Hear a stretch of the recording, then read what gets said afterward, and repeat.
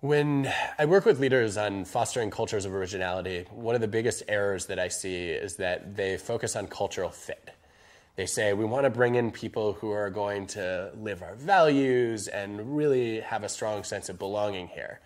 And the sad thing about that is, although people are really happy working in organizations where everyone feels culture fit, it breeds a lot of groupthink.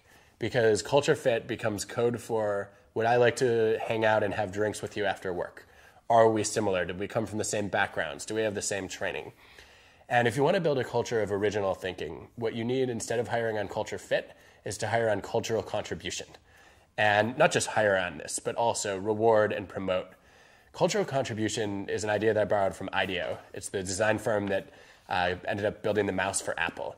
And they realized that when you look for culture fit, they were hiring people who were basically clones of each other.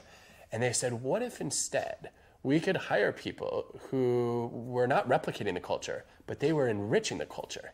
And they asked, what's missing from our culture? And how do we bring that in and value it?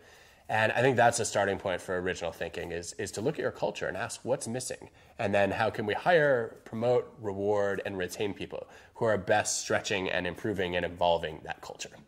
As educators, I think we do a very poor job teaching students to be original thinkers. And I will say, I sat down to write a whole book about the research that I'd been doing on original thinking, and I realized that I was failing in my own classroom.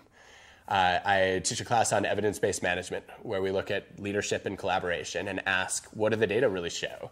And I was basically teaching students to internalize this evidence and then follow it, which is not a great way to teach them to think for themselves. And I ended up looking at a lot of the research on this and said, okay, one of the best ways to teach original thinking is to have people challenge the very principles that they're learning. And I ended up designing a new assignment a few years ago to test this. I had students divide into pairs, and I asked them to film a mini TED Talk where they would give a 5-minute presentation about something in the class that they disagreed with.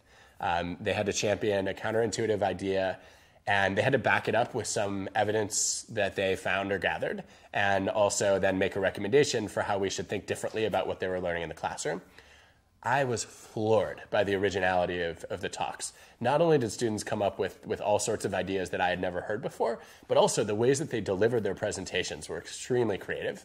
And I think that we could all, as teachers, do a better job creating assignments where students have to challenge what they're learning in the classroom as opposed to just memorizing it and regurgitating it.